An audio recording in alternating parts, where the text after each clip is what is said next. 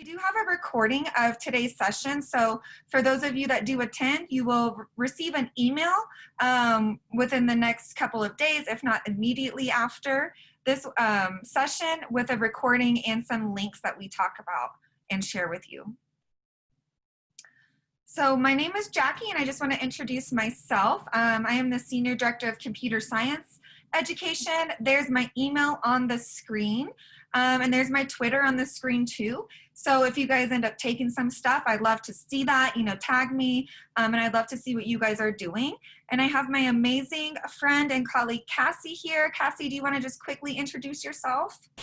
Yes, thank you. My name is Cassie Smith. I'm the Director of Digital Learning, and my email is there as well. My Twitter handle is there.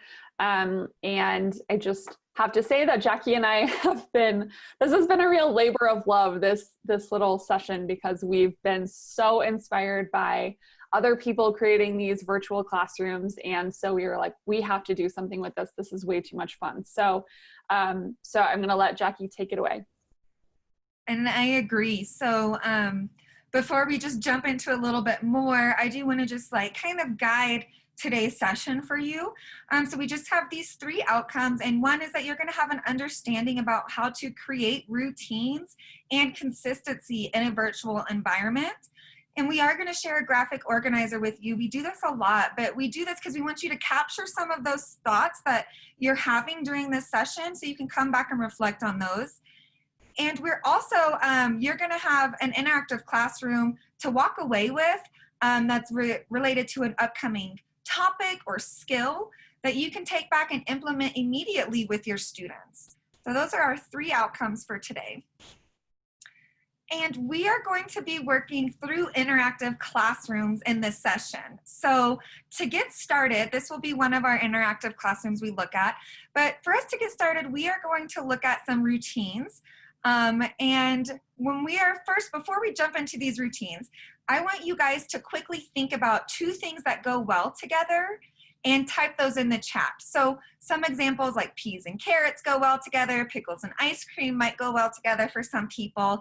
But just to get us thinking creatively, go ahead and type in the chat. I'm going to give you 1 minute to type as many things that go together in the chat as you can think of in this minute. So go ahead, and I see some people entering. I'm going to start our timer. Keep those ideas flowing. Let's keep those going in the chat.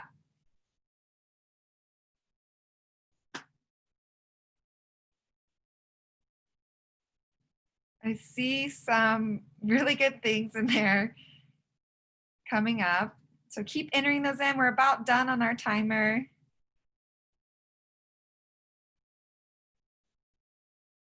Awesome. Thank you guys for participating in that. And I accidentally started our timer over, so just ignore that.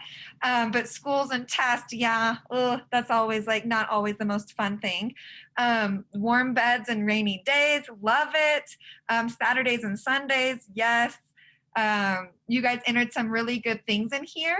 And Vincent, I love the Zoom and remote learning. That's really very relevant right now. Coffee and donuts, one of my favorites. Such a delicious treat. I love coffee and donuts. So I wanted you guys to partake in finding these two things that go together, because many times at the beginning of the school year, we are setting up these routines and procedures. And a lot of times we are depending on our physical space to do that. So for example, me in elementary school, I depended on my physical space for routines and procedures, where students were turning work in, lining up, how they're going to push their chair in. If they hear a certain sound, then they push their chair in, stand up, and they're ready to go. So let's take a listen to why routines and procedures are important to set up. The beautiful thing about school is that you get to start over every year. And so in those first 6 weeks, you get to build relationships, you get to set up the routines. Students need those contours. They need to know what they should do. And they don't transfer from year to year. Every year you start with a new group of students and you start to build a new foundation. That's a beautiful thing. So some of you might be familiar with the first 6 weeks. I know that's a book I learned a lot of things about when I was in my undergraduate and learning how to become an educator. But what she's talking about is how important it is to set these up and how each year is different and each semester is different. And think about this year. How different has this year been? And how have we established some of those routines and procedures? And that's what we're going to focus on today. But before we do that, I'm going to put you guys in a breakout room, and I want you to think about a typical school year. And some of you might be in more of a typical situation than others, but think about just this typical school year. And usually during the first 6 weeks, we are setting up routines and procedures. What does that look like in a normal, typical school year for you and your students? So in this breakout room, discuss those routines and procedures that you establish, and discuss how does that physical environment impact your routines and procedures. Do you utilize the pencil sharpener for a lineup spot or whatever it might be for you? So we're going to take 6 minutes to talk about these routines and procedures and what that looks like in a typical year. And then I'll see you guys back here in 6 minutes.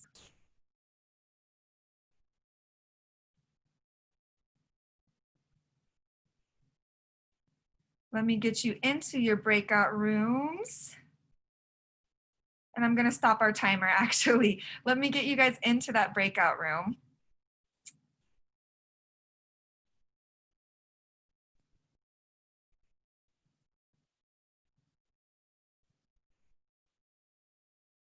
Sorry, that's taking me just a minute. How important this is, but with the school year being a little different than most other years with the pandemic, and a lot of us are very concerned about keeping our students and ourselves healthy and safe, as well as their development in education. So just as a refresher, let's listen from some teachers and students why routines and procedures are so important for them.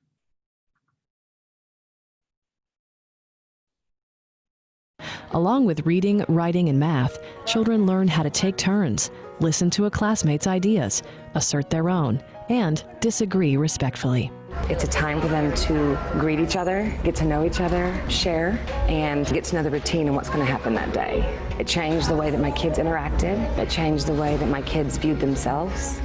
And it changed the way that my kids treated each other. The way I see it is my morning meeting time sets my students on such a positive pace that it takes out so many other issues throughout the day. Morning meeting is great because it's always fun and there's something new. I like morning meeting because it helps me when I'm in a bad mood and I come to school and we just greet everybody and they make me feel good. We get to talk about our family.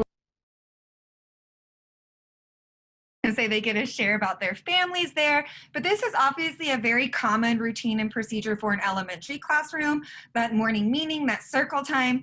And what does that look like in a virtual environment? And a lot of us moving into remote or hybrid learning, those connections have gone from happening every day to once a week, where we have circle time on Friday or Monday with our students. So what we want to think about is how can we establish some of these very important routines in a virtual environment daily, and what does that look like? And from hearing from these kids, some of these routines help establish a positive interaction with the classroom and building relationships with their peers. So if they know that they're going to be doing something like pair programming, they know what to expect and they know how that works and what that looks like. So what we are going to do next is we're going to take some of those routines that we've talked about and we're going to list them out. That way, at the end of our workshop, we can translate that into how we can make those routines consistent in a virtual environment for our students. And the reason why we're doing this is because some of us are currently in a remote learning environment. Some of us are in a hybrid or might be transitioning back to fully in person, but nevertheless, there may be a time that we have to do remote learning again. And so it's really good to keep these things in mind. And you might also decide to incorporate this in more of a blended learning style to the typical classroom environment moving forward after we all get through this year, this semester, and the state that we are currently in. So Cassie is going to link in this graphic organizer, but I'm going to show you what this graphic organizer looks like and what I would like you to do for this next 5 minutes. So once you get that graphic organizer open, if you choose the Google Doc version, it's going to force you to make a copy like it shows here on my screen. So I'm just going to click make a copy. And then now this is saved to my Google Drive. So I will always have this. So later we'll come back to these sample classrooms. We'll give you time to explore some of those. But down here, you'll see that there's this classroom application section. And for the next 5 minutes, I want you to list routines and procedures and what those are that you set up and how you usually teach that. So is it your physical environment? What is it? And go ahead and spend the next 5 minutes listing those. And what we're gonna do at the end is we're gonna move to these second 2 boxes and think about why it's important and how you can establish that in a virtual environment after we move through this session a little bit more. There's also a Word doc version, so I just want to show you how to open that. So if you click on that link in the chat, oops, I clicked on it twice.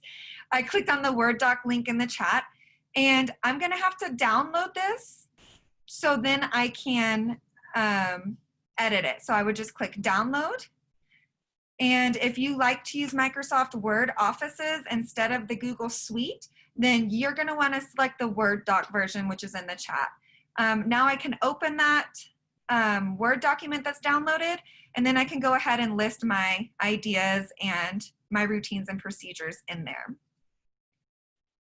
All right, so we're gonna take 5 minutes to use that graphic organizer, list the routines and procedures we discussed in a breakout room and any other things that you're remembering and that you always do to set up at the beginning of the school year. I will see you guys back here in 5 minutes. We're not gonna go into a breakout room, but just do this independently.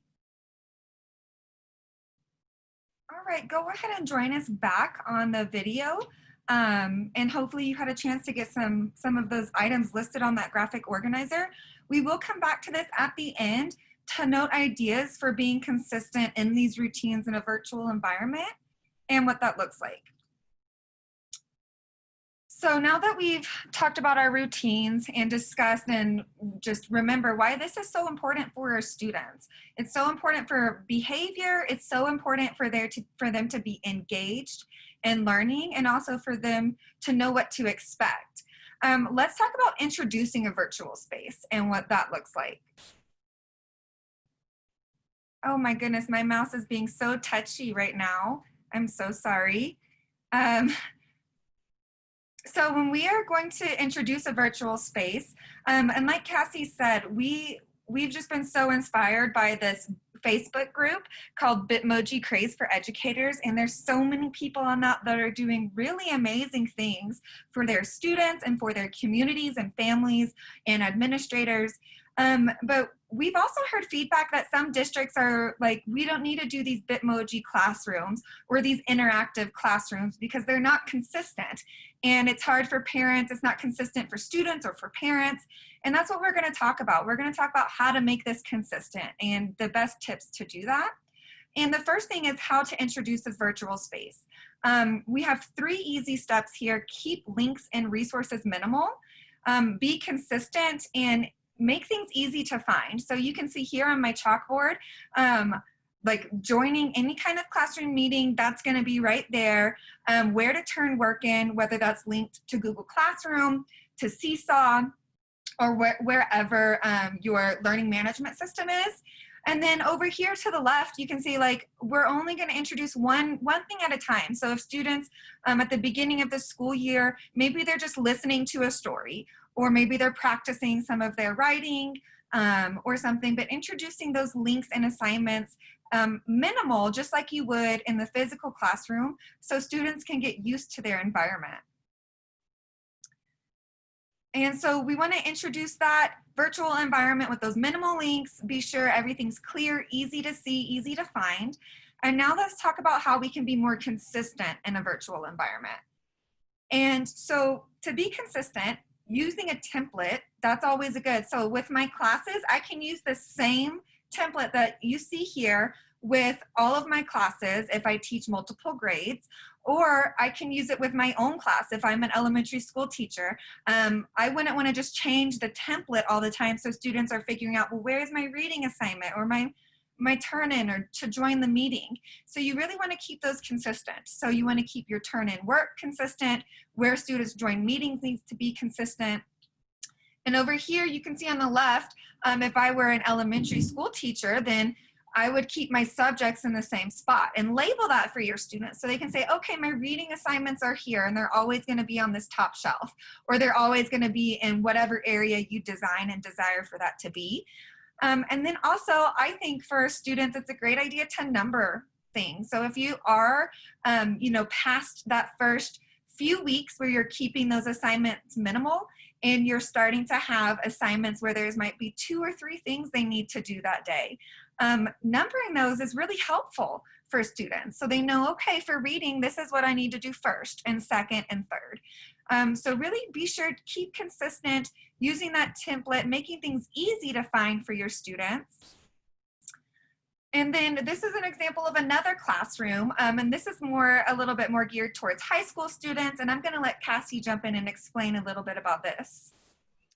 Yes, so as I was saying earlier, we just love the creativity of this, and so I'm a little bit jealous of people who can make this for their students. So I just made one based on my own classroom that I used to teach in. So some things that I would normally have. And so when I was thinking about how would I set this up, just putting in a couple of things that I had in my own classroom. So I had sort of a weekly schedule. And I think at this point, if you're only remote, yes, I love the code.org poster. The weekly schedule allows students to not have to find something new every single day, but if you kind of have weekly, I think for high school, maybe for high school especially, that works. But then I was a big fan of HyperDocs, so that was sort of how I broke things down into smaller chunks for my students. But as you can see on my Blackboard, I have what's due this week, and then what dates and times our classroom meetings would be. So that's sort of how I imagined setting that up. And then like Jackie had on her board, I have the links that they would always need to be able to access. So Google Classroom, the icon is top left.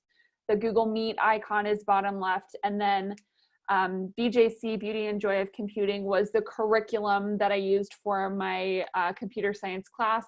And then Snap was the tool that they were always using to build their projects in. So those are the 4 links that I felt were most important to always be in those same spots. And then each week, I would just switch out the text, just like I would in my slides for my class.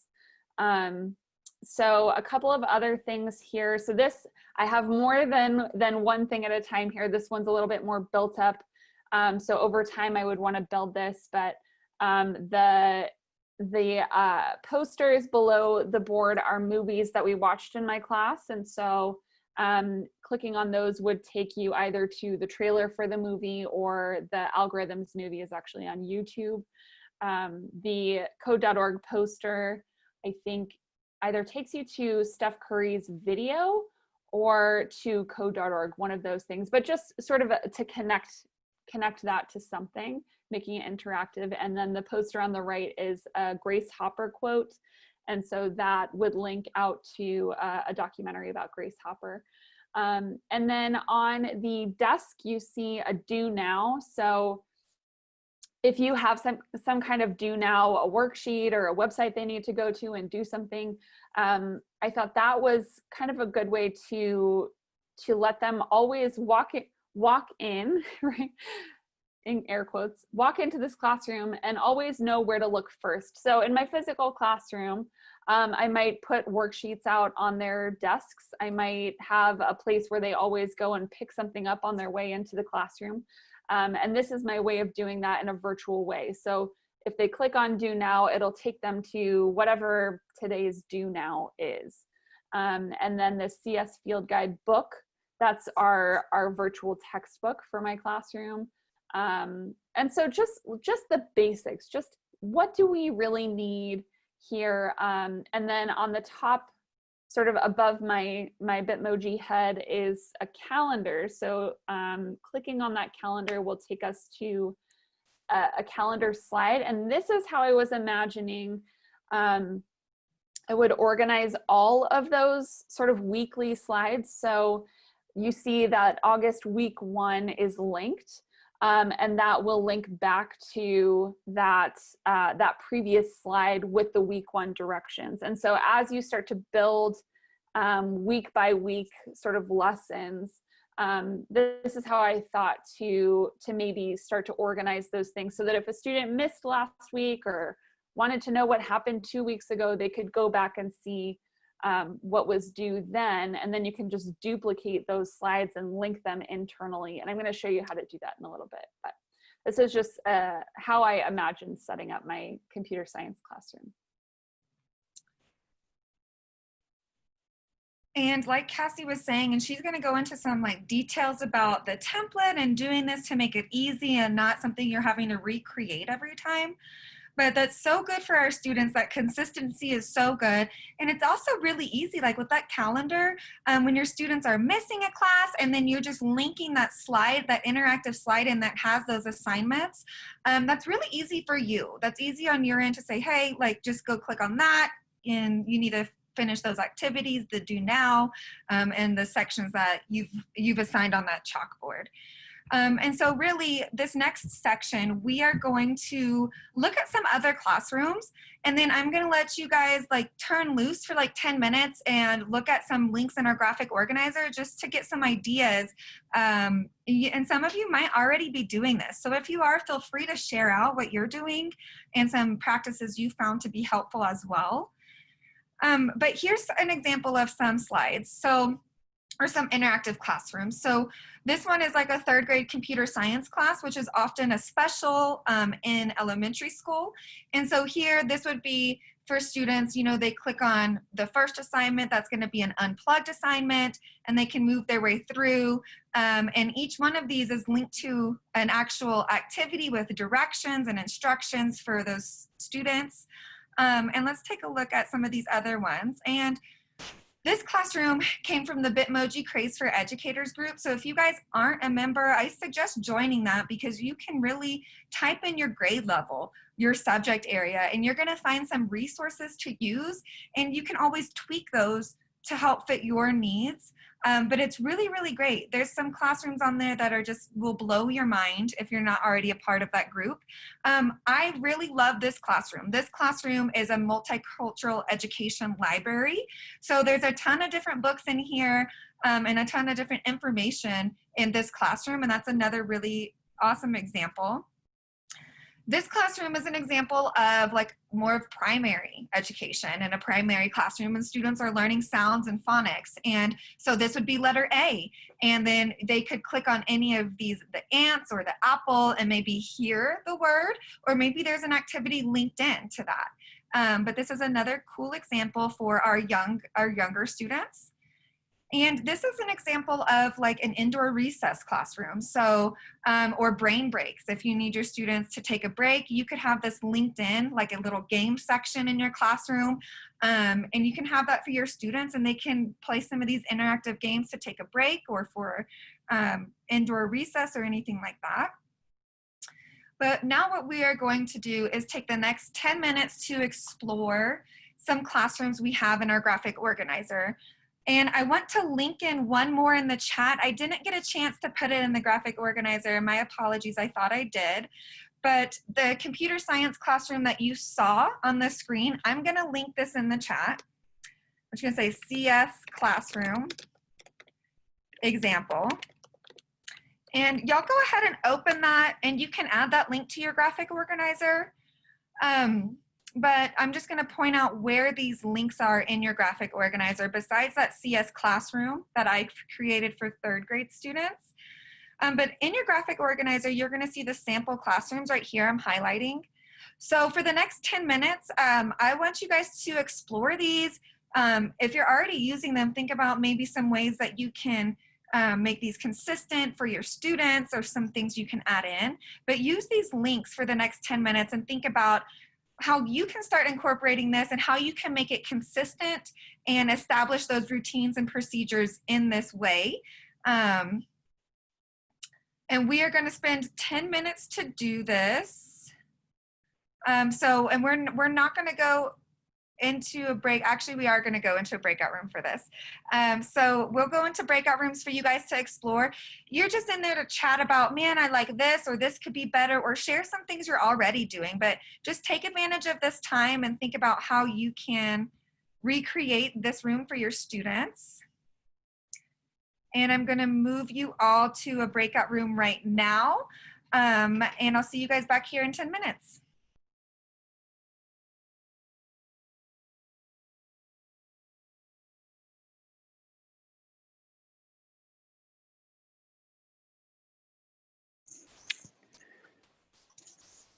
Jackie, if I could share something with you on the some of the links to some of the different areas said it needed to request permissions, so we weren't able to access those. Oh, really? Yes, I just updated the permission on the school psychologist office. Were there others that weren't? Yeah, the 4th grade science and the phonics ones I noticed. Okay, thank you. I will go ahead and fix that. And then since it forced a copy, you're gonna have to like reopen the graphic organizer. I'm so sorry about that. I thought I had changed all those permissions, and somehow, you know, sometimes that happens. So I really do apologize. But I will update those, and I can even post them in the chat when Cassie's taking over. So that way you guys have access to those moving forward to come back and look at.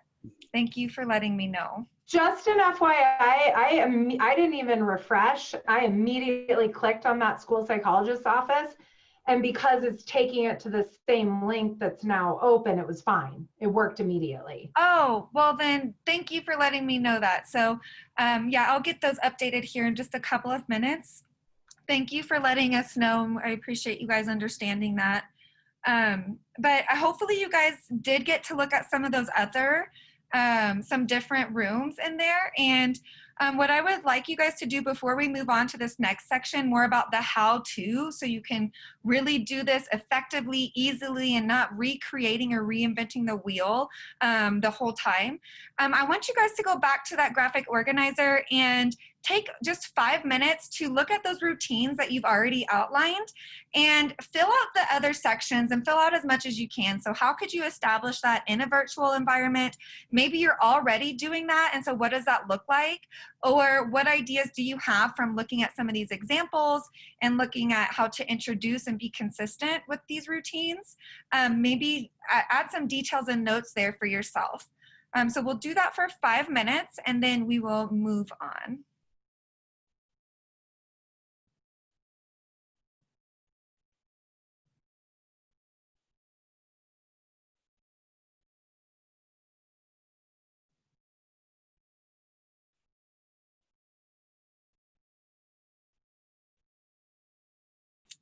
Cassie, will you go ahead and start that timer there? Maybe bump it down to about 4 minutes. Yes, I apologize. I forgot I was sharing.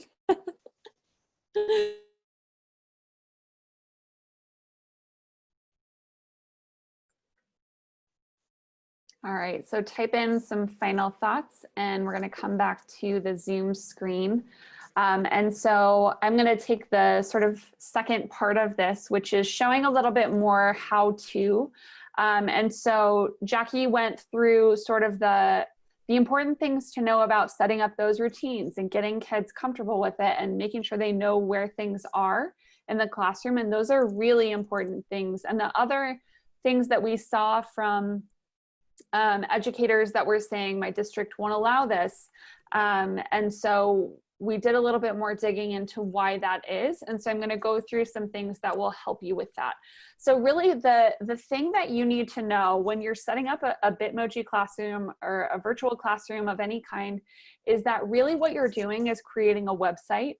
And a website or a web designer has accessibility tools and features that they use to make sure that websites are accessible to all people. And those are the things that educators don't necessarily know how to do, but I am going to show you how to do those things to make your Bitmoji classrooms accessible. And those are the biggest concerns that I think we've seen from from districts. So I will take you through a couple of those things. This is just another example of a Bitmoji classroom that I set up for a training that I did. And so just another, way that you can organize these types of things with like a bulletin board. And so I'm going to use this same structure to give you some tips here. So the first tip that I want to show you is what I was mentioning earlier with the agenda slide linking to the week 1 slide. And so you can kind of keep reusing but adding new content, but you're not losing the previous ones, so that students can jump around using something like that agenda. And so really what that is internal link. So I'm going to show you how to do that in Google Slides if you're not familiar. So if you know how to hyperlink text already, then this is just a simple addition to that. So hyperlinking text, you can highlight and click on link.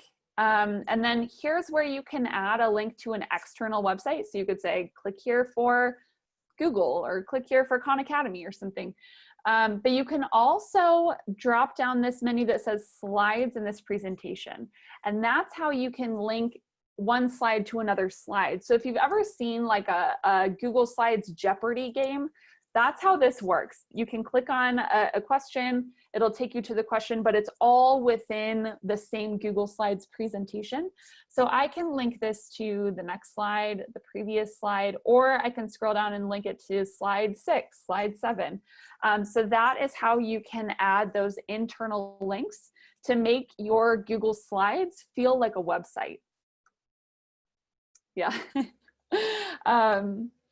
So then there are some video tutorials in your graphic organizer. I'm just going to show you where those are, but this is something that, especially if you're new to like the Bitmoji classroom and getting a wall and a floor or getting transparent furniture, this link here under video demos, there's this Google slide deck called video tutorials. And that link will take you to this, another internally linked slideshow. So on the very first slide are some clickable, is like a clickable table of contents. And if you want to know how to add walls and floor, you can click on number 1, and that will take you to slide 2. So that's that internal linking happening there, the slide 2. And then this video, so really this is all part of the same video, these 3 slides, but this is part of formatting the video in format options, and then you can set the video to only play a certain part of the video, which is really nice. So that's, if you want to share videos and things like that with your students, and you don't want them to watch a whole 20-minute TED Talk, but you really want them to watch this 2 minutes, you can cut it in Google Slides and say, I want to start at 30 seconds and end at 1:57.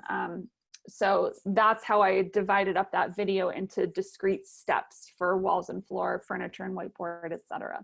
So that is a nice little tool for you, depending where you are in your Bitmoji classroom journey. That might be helpful for you. And then I also want to show you how to keep a consistent background, and I have a little video tutorial recorded for this.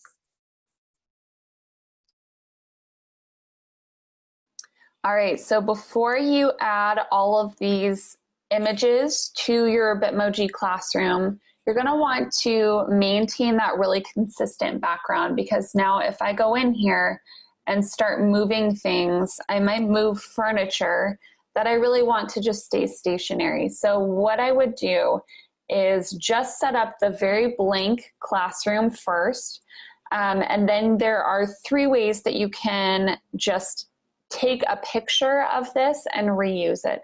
So you can either screenshot, and on a Mac this is Command-Shift-4.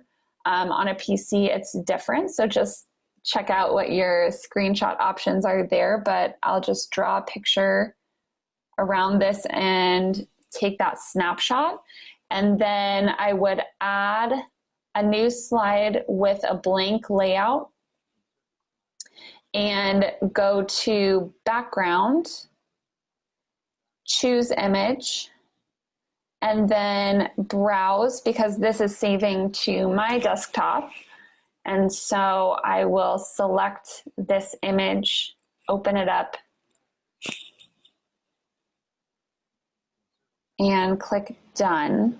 And so this is what the screenshot looks like. It's not as sharp and clear as my original, but it also will cut down on the load time for all of those objects individually. So that is about 10 different pictures that have to load separately, as opposed to one picture that has to load, because then all of my little things that go on top of it are going to be separate pictures. So just to give you an idea of the clarity of your different options here, the screenshot option looks like this. This is a PNG and this is a JPEG. So they get a little bit fuzzier as we go down there.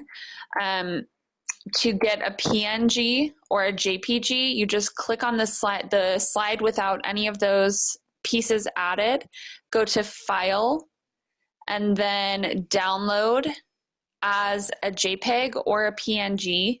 And then you can do the same thing, click on Background and select that image from your desktop or your photos. So the clarity was not very clear in that video. They all looked equally blurry. Sorry about that.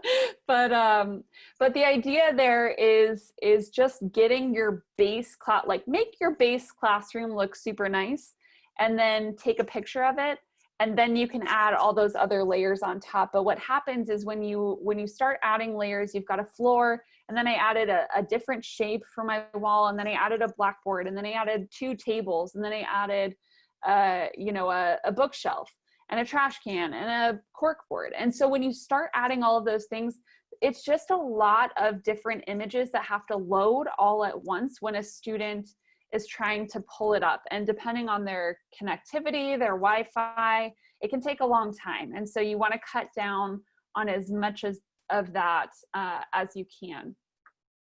So that's the first tip, is taking a picture of your background once you've got it set up, so that your background never changes until, the holidays come or something. Then you can make a new one. So the next thing is, so I'm starting to build these tips and tricks over here. So again, I linked slide tips. Maybe I didn't. I linked slide tips to that slide. So this is where you can start to really build those resources and build those steps for students. If I have those steps in a slide, then I can link that to my little bulletin board, and then they know what that is. So I added that one tip, square at a time.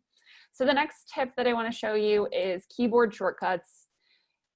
Keyboard shortcuts, depending how much you use your computer, depending how much you type or build slides, you may not currently have a need for this. It may not save you a lot of time, but when you start making a virtual classroom, this is going to save you a lot of time. So the ones that I use all the time are hyperlinking, which is on, so I have a Mac, so all of mine are in Mac language, which is command. But for a PC, it's usually control instead of command. So Command K is the hyperlink shortcut. And you will want to, so instead of clicking or highlighting the text and then right-clicking and clicking link, or there's a link icon up at the top here. So I can insert a link that way, but it just, and so this is another nice little thing, is for text, if you double click on a word, it will just highlight the whole word, which is also a nice little shortcut. But I can just do Command K, and it asks me what link I want to add. So that's a little shortcut. So you can add hyperlinks to text, and you can also add it, of course, to images. So if I wanted to link this image here, I just click on the image and then Command K. So sending something to the back is something and to the front is something you'll also be doing a lot as you're creating these different layers of your classroom. So in the back, you have the wall. And then actually in mine, I have this kind of like squiggly wallpaper that's on top of that. And then actually in the very back, I have a different wall, but it's part of that floor. Anyway, the point is that you have a lot of layers. So you have, from the background all the way to the foreground, and you will sometimes need to move something behind something else. So if I add my Bitmoji character, but I actually want her to be behind this table. Let's see if this table is movable. Yeah, so I can do Command Shift down arrow and move her back a layer. And then I'll do Command Shift up to move her to the front. So it's just, the other way that you can do this, the slower way, is to right click and go to order and just say send backward or send to back. Right now she's all the way in the front. So if I send her backward, then I can also bring to the front, bring forward. But it's just sending back one layer at a time, or sending all the way back or sending all the way front. So that can be useful. And then the screenshot. So again, I have a Mac. So how I do it is I do Command Shift 4 to get that little, I'm not sure if you can see that kind of like coordinates thing that will allow me to draw a box around something and take a picture of that. But just however your computer or your device screenshots, find out how to screenshot on your device, because it's going to save you a lot of time. Screenshots can help kids, especially if you're saying, go to this website and then click on login and then click on class and then put in this code. Like when you have a lot of steps like that, it's really helpful for you to have a screenshot of that and say, have your little Bitmoji pointing at it and saying, put in the code right here. But just so they know what to expect. And then some other ones are copy, Command C or Control C, paste, Command V or Control V. And then, the snipping tool on Windows is great. And then the biggest lifesaver ever is Command Z.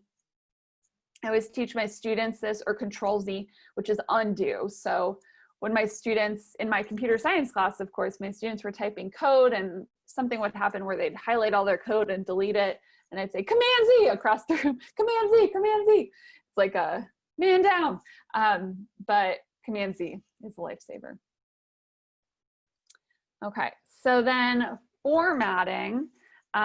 This is where, if you're like me, you kind of want things to match and look good together. And so I have this kind of a like wood color and a little bit of orange, and then this turquoise that I've got kind of a color scheme here. So, so now if I want to add, let's see, I'm going to go to Insert Image, and I want to just add a chair.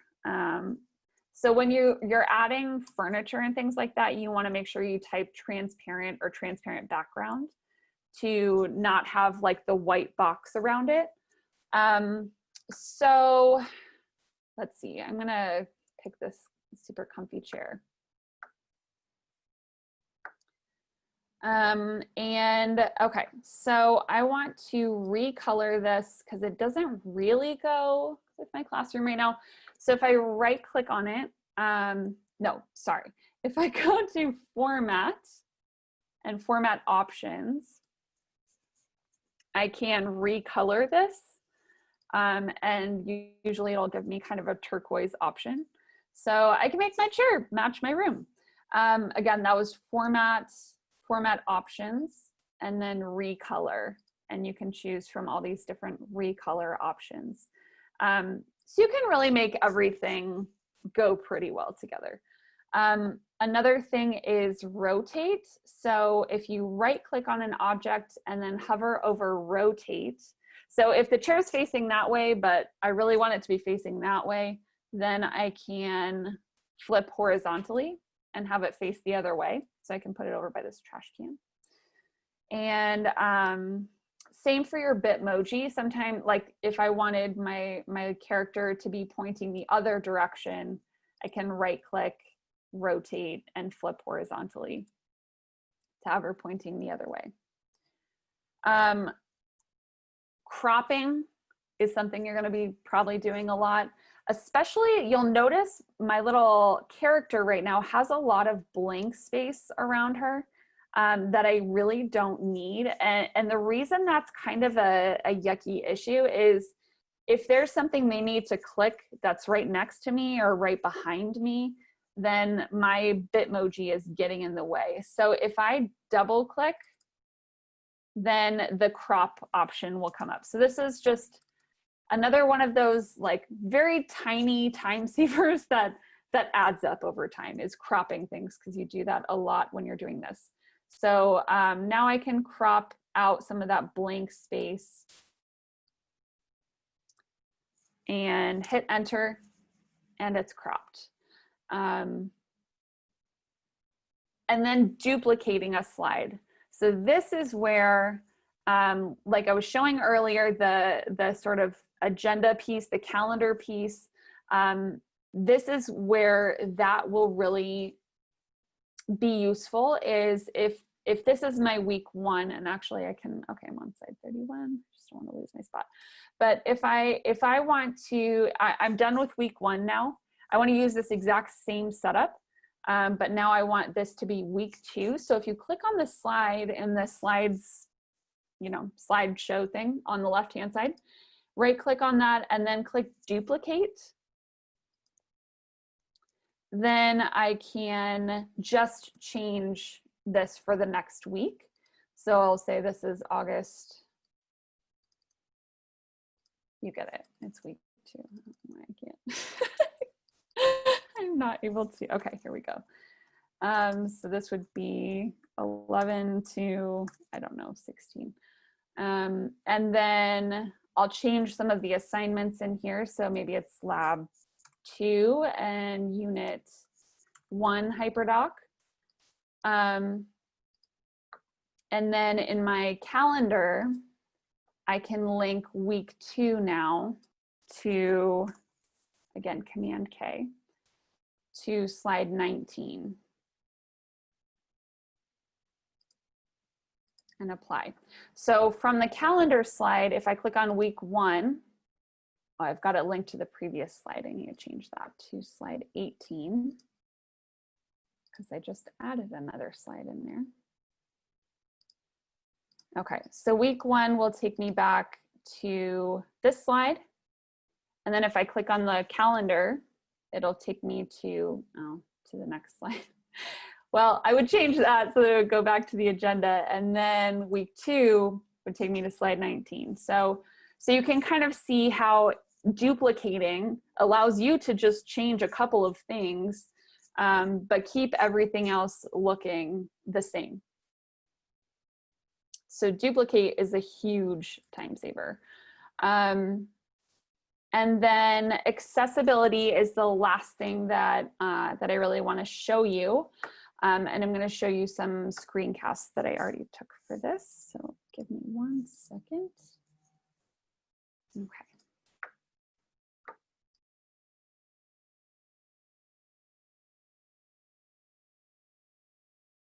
Another thing you have to consider in terms of accessibility is reading order.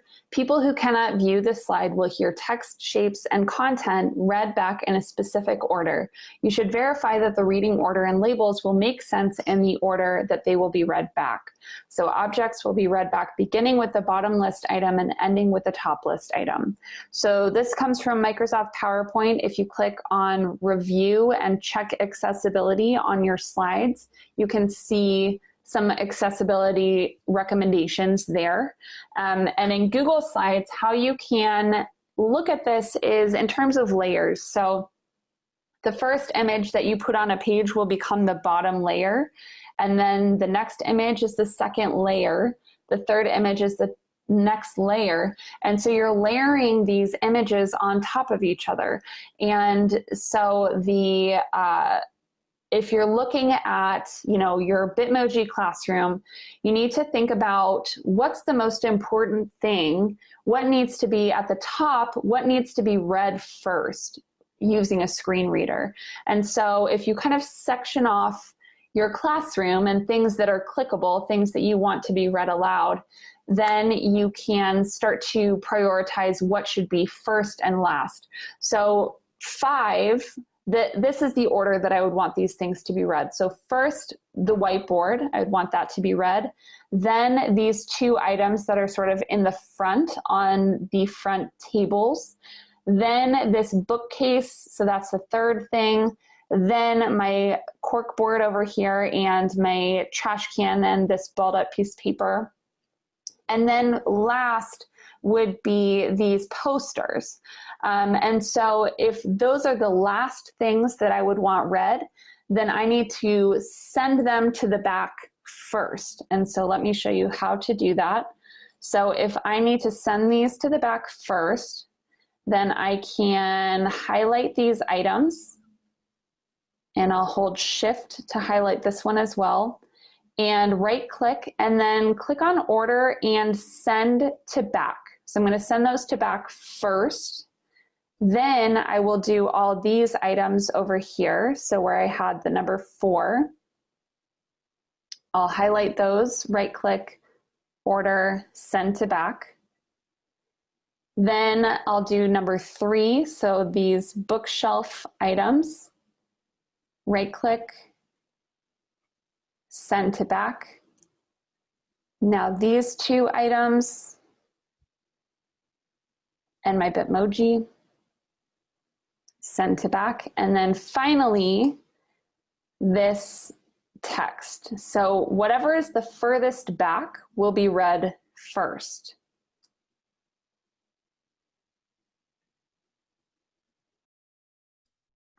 Okay, so before I go to the next video, what I'm talking about there in terms of accessibility is what happens when a screen reader is reading a website or slides aloud for a deaf user or hard of hearing user. Or I'm sorry, for a blind or visually impaired user. Reading it aloud would not help a deaf user. I apologize. So the reading aloud is what I'm going to demonstrate in this next video, and what that sounds like.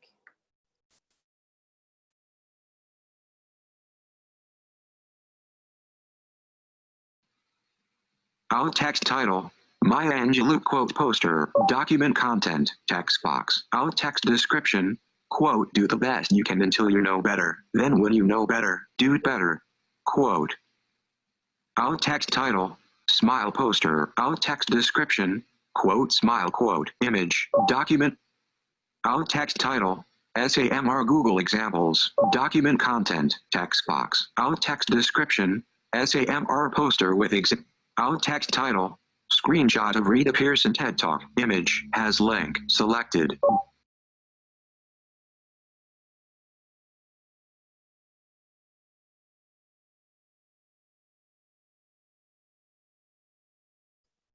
So now what I'm showing in this video is how to add alt text. It's very simple, but it's very important. So let's see, I'll go back here. When you're adding alt text to an image, it's just describing what's on the screen, what a seeing person can see on the screen. And so if you don't have alt text, it's going to default to sort of the name of the image on the internet, which sometimes can be like image 3045, whatever, something that means absolutely nothing. So so it's important for you to add alt text for people who can't see it and who want that sort of same visual experience. So if you right click on a picture, on an image, let me move this over so you can see this a little bit better. So if you right click on a picture, alt text is one of the things that pops up in that menu. So you can give it a title and just say blue chair, and then describe it. So sometimes, you know, a blue rolling chair is maybe what I could put there, a cushy chair. But sometimes your images will have maybe diagrams or maybe something happening in the picture that is really important to be understood, where you would want a longer description there.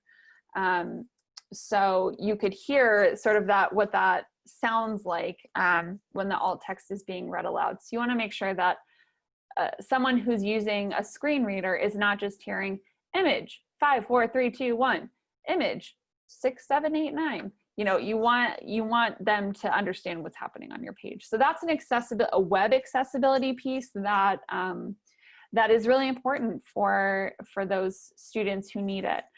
So those videos that I just showed you are actually linked in your toolkit under your graphic organizer under accessibility. So you can go back and look at those. Two other things that I won't go into, but that are also linked there for you. One thing is color contrast. So you want to make sure that your text or whatever it is readable. If you have all, you know, we see this when kids try to design websites. They want like a bright green and a bright red, green text on a red background, and you can't read anything, or they want like neon orange and neon pink together, and you're like, I can't see what this is. So there are tools out there for you to check the color contrast and make sure that that students with different variations of color blindness can actually see what's on your slides. So the Coblis tool is linked in your graphic organizer. And then also there's a link to readable fonts. So sometimes the fonts that look really nice in your classroom are fonts that are really hard to read for students with dyslexia, or any other sort of things like that, where a student may have a hard time reading, like a cursive font, or I think it's a serif font is harder to read than a sans serif font. But there's a link there to readable fonts. So when you're typing things like what you see here, what's on my whiteboard, that students really need to be able to read, don't make it too fancy, just make it readable, and use black on white is probably the best sort of default, or white on black, but just make it easy to read. You can make the rest of the classroom look really pretty if that's what you want to do, but make sure that things that students need to be able to read are very clear and have good color contrast. Okay. So we're almost out of time. Of course, we ran out of time to do a little bit more of a design for your classroom, but I'm going to put the link to the survey in the chat. And if anybody has any questions, please feel free to unmute or add them in the chat, and we are happy to answer.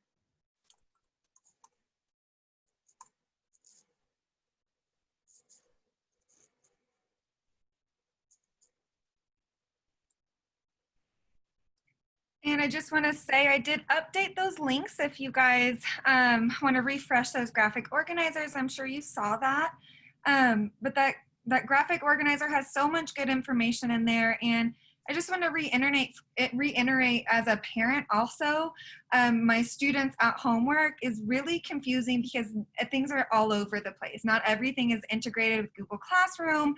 And so it's really hard to find those applications and find all of that stuff. And so this is also a way to keep things consistent for parents that are at home helping their children with assignments.